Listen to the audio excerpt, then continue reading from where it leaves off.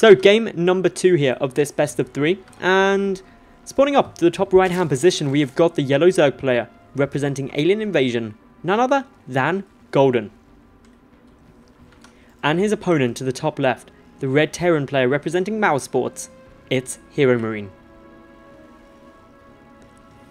So, good little bit of HeroMarine versus Golden. HeroMarine is 1-0 up, of course, in this best of 3 after a failed Baneling bust from Golden in that first map. So Golden going very aggressive. He did take a decent chunk of damage though. Do bear that in mind early on with those Reapers. So just deciding, you know what? I'm going to counter hard, I'm going to counter fast, and hopefully that will pay off for me. Still keeping a peek on everything that is coming through here. Of course, the Overlord just popping out as normal, so it's not going to be a 9 pool or anything like that.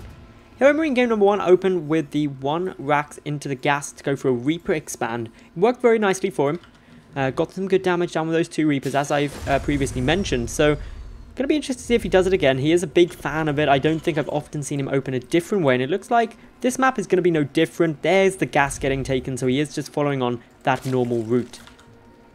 Golden, on the other hand, should be a hatch first. Generally, that is the standard play. The standardest of standard. Very, very few Zerg players deviate from the hatch first build up against Terran. There is some players who will opt for, say, like a 9 pool just to get a little bit of aggression off if they suspect their opponent may be going for an early CC first. But generally, the hatch first cannot be punished other than with a proxy 2 racks. But a proxy 2 racks is going to hurt a lot if you don't scout it, no matter what opening you went for. So all in all, this is again looking to be a very standard game. Nothing too crazy occurring as of yet. Spawning core coming down before the gas now for Golden. This is the same as last game. Will be interesting to see if he does take the gas. Looks like yes, he's going to. Again at that 17 supply mark. So not going for anything too insane at the moment. Neither side really wanting to commit to any massive aggression or anything untoward. First Reaper coming down now for HeroMarine. This is going to try and get a little bit of harassment. What I am anticipating is that there will be a second one produced as well. There are some Terran builds where you only incorporate the single Reaper, but HeroMarine had success with the 2 in game number 1. Indeed, the second is now queued up, ready to start in production. So, for all intents and purposes, this should be a similar build to what HeroMarine did game number 1. The bigger question is whether he opts to go for the Banshee or whether he just goes for the Hellion style play. So, it's important to make sure that he does keep an eye on it. 6lings are in production. This is going to help force back this Reaper, trying to prevent it getting much damage down, specifically trying to stop it getting any kind of drone kills. But remember, off creep, Reapers are a lot quicker than Zerglings and therefore can kite them all day and all night. And that actually leaves a lot of damage potential to just even that 1 Reaper, unless it gets surrounded. Very, very close call there for HeroMarine, perhaps not expecting the 4 additional lings to be coming down from the high ground. Taking out these lings, as I said last game, does do damage. Not only the mineral losses, but the lava losses are very frustrating early on in a game. HeroMarine still going for a nice little bit of Reaper micro, bouncing back and forth. He's going to get a little bit trapped here by the Queen. Needs to try and get that Reaper out of there. His buddy coming along just to save him. Ralph the Reaper. Ralph and Robert the Reapers. That's what they should be called. You have to go for a little alliteration when you're naming units, of course, in StarCraft 2. You can't just call them any old thing. It can't be like Steve the Reaper. Steve is the Stalker.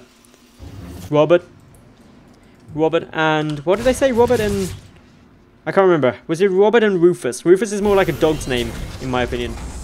That's such a cool dog's name, Rufus. I can just imagine it being shouted across a park by a slightly angry middle-aged woman as her dog goes running off into the distance. Just like, Rufus, come back. What was that dog that everyone's seen the YouTube video where the dog chases like all the deer in like some country park? What was that dog's name? Was it Rufus? I can't even remember. Anyway, Hellion coming out now as I start talking about StarCraft, and we've got a different opening from HeroMarine. He's going for that command center, the 3rd command center, nice and early. Going to be using these Reapers and Hellions just to try and get a little bit of map control, trying to keep his opponent back defensive so he doesn't punish this fast 3rd CC. Meanwhile, Golden, he's just busy here getting down his own 3rd hatch, although that's not too untoward in its timing. A little bit early. It came down at about the 6-minute mark, so a fraction sooner than some Zerg players may opt for it. But Golden, he's feeling confident, running on up. Going to see that a couple of SCVs are ready for the picking. A Mule getting focused down first. That's going to be more of a short-term economic kick, but less of a long-term one. Does manage to get a couple of SCV kills, actually. 2 SCVs and a Mule is a good little pick-off for a handful of lings there. It also keeps all of HeroMarine's army coming back home. He's got these Hellions here. It would be wise to repair up that Hellion, and indeed that is what HeroMarine is going to do. It's a nice little trick that a lot of the better Terran players do make sure they keep a good mark on, is repairing up any Hellions early on just really makes your army that little bit more formidable and a little bit stronger as the game continues. So, still, we've got HeroMarine wanting to get some counter damage down. He's now up to a grand total of 7 Hellions. There's no roaches down on the field for Golden. He is completely reliant upon the Zerglings with speed to get this around, and that means that his creep spread needs to maintain this good level of progress. And with 3 queens dedicated to spreading creep, or at least 2 actually queens dedicated to spreading creep. One, it is natural, needs to go and move back there, but it is actually getting remade, so it will be 3 eventually. It means that that creep spread is going to be going a heck of a lot further forward. So, the Hellions still keeping a good little time, trying to find an avenue to attack upon, but with 4 queens down here, they're going to really struggle to find their way through. A couple would be effective, but 4 queens, it's just such a tanky wall, and it dishes out a surprising amount of damage actually as these Hellions start rocking and rolling forward. Reapers can tank up a bit of the damage. Of course, they can regenerate their health up very, very quickly, so pulling them back just going to get that health coming back on them, ready to poke and prod again and again. The main aim of this style of play for HeroMarine is that if he can get some damage, great, but if he can just keep his opponent back at home, a little bit on his toes, feeling a little bit careful, knowing that the damage could come through, that's a good enough benefit overall, because by doing so, he can sit there and say, do you know what, I can be greedy back at home. And remember, he was really greedy. That 3rd CC was exceptionally early, and it's already floating down.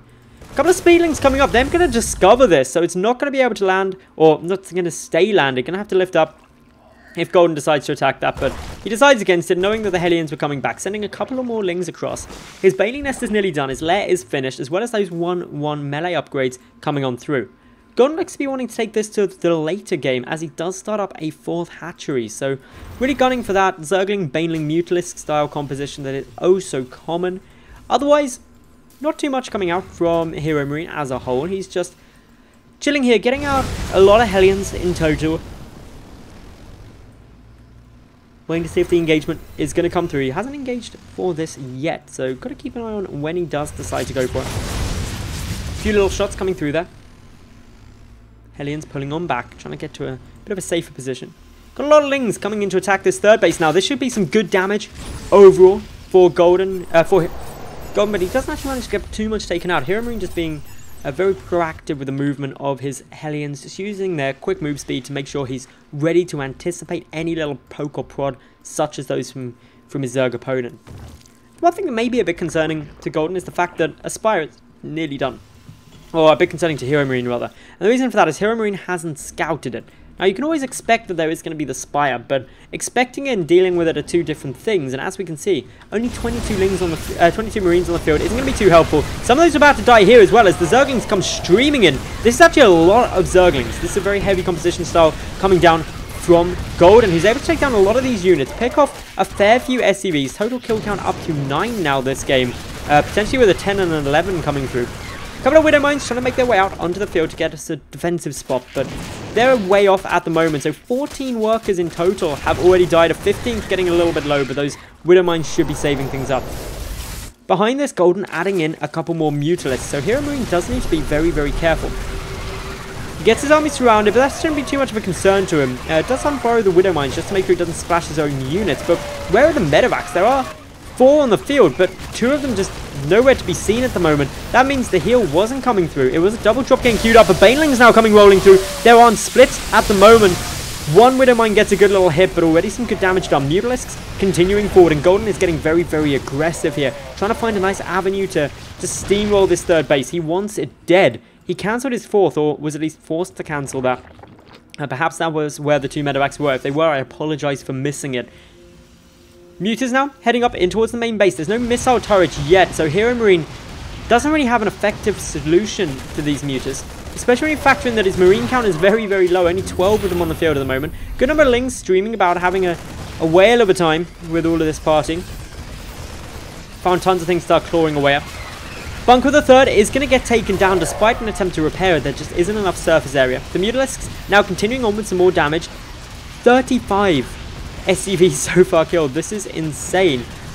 The third Orbit Command is also getting low. We've got a lot more Lings and Mutalisks coming through. No real use of the Banelings as of yet. A couple of shots coming down from those Widow Mines, but they're minimizing their damage by splitting up the Lings that are getting attacked. Mutants do take a shot. A couple of Marines coming over as well. Should force Golden just to wait for a few more reinforcements before reinitiating. Coming in, a couple of nice Widow Mine shots are going to catch on the Lings, not the Mutas though, so that's good news for Golden, who's already up to a 19 Mutalisk flock.